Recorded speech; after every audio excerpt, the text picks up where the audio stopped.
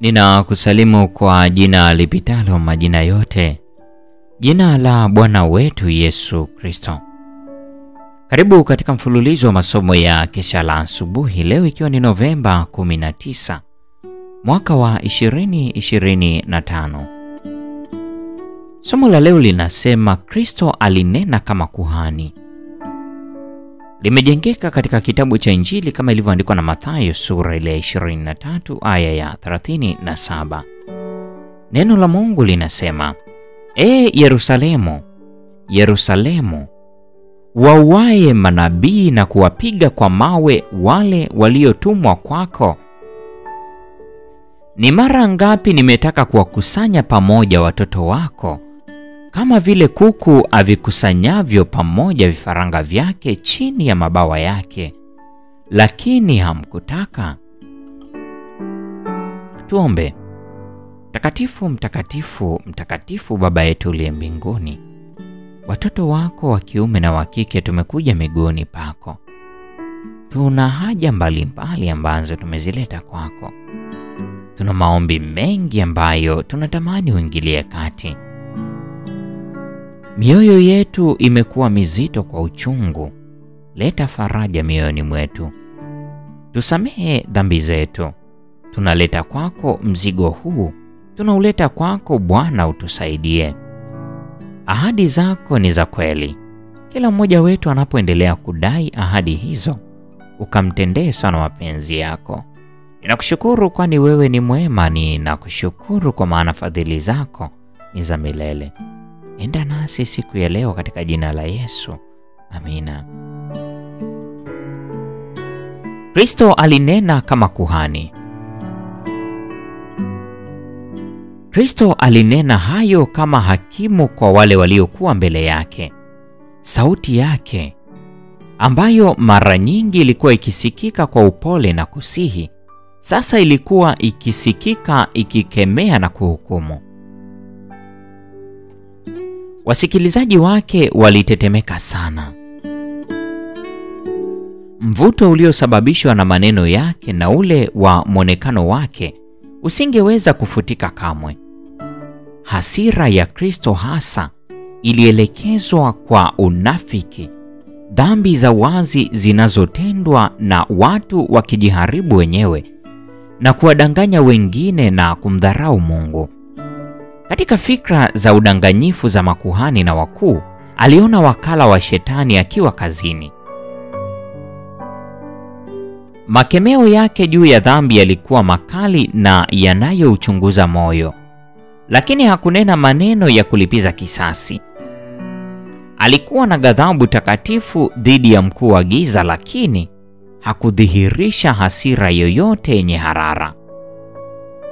Hivyo na kwa Wakristo ambao wanaishi sawasawa na mapenzi ya Mungu, wakiwa na sifa nzuri ya upendo na rehema, watahisi hasira ya haki dhidi ya dhambi, lakini hawatachochewa na mihemko ya kuwachukia wale wanaowachukia. Hata katika kukabiliana na wale ambao kwa nguvu za giza wanaendelea kushikilia uongo, katika Kristo ataendelea kuwa na utulivu na kujidhibiti.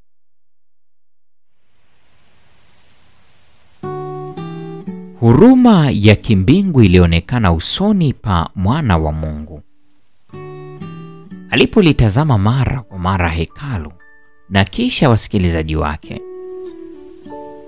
Kwa sauti iliyojawa na huzuni na majonzi mazito alitamka, Yerusalemu, Yerusalemu, wauaye manabii na kuwapiga kwa mawe wale waliotumwa kwako.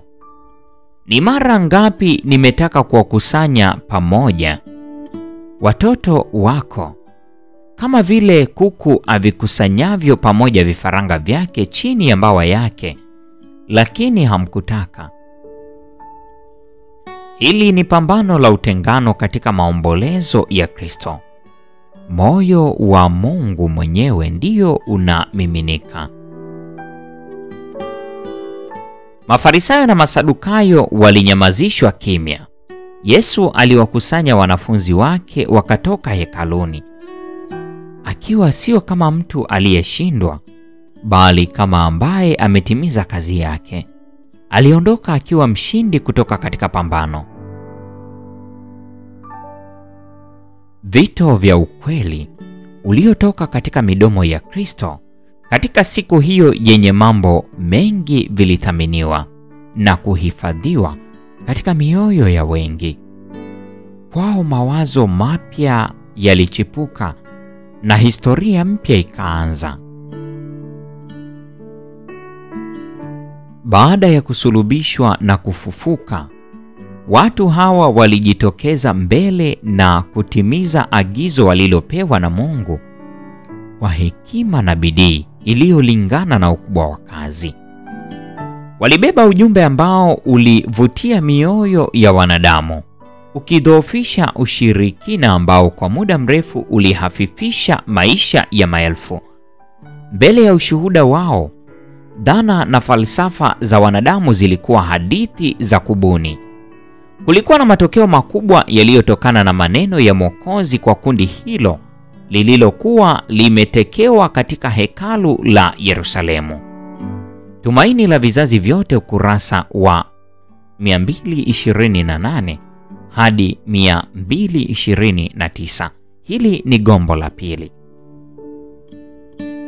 Leo ni Novemba 19, mada ikisema Kristo alinena kama kuhani. Na kwa nukta hiyo, mpendo wa mfuatiliaji wa mfululizo wa masomo haya ya Kesha la Asubuhi, ndio tunakuwa tumefikia tamati ya tafakari ya somo hili siku ya leo.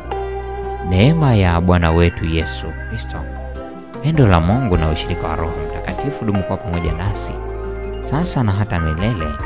Amina. Ikiwa tumwamini Bwana, mbona tumejawa na mashaka kwamba milele atatenda kwa mahitaji yetu? Ikiwa tumwamini Bwana, mbona tumejawa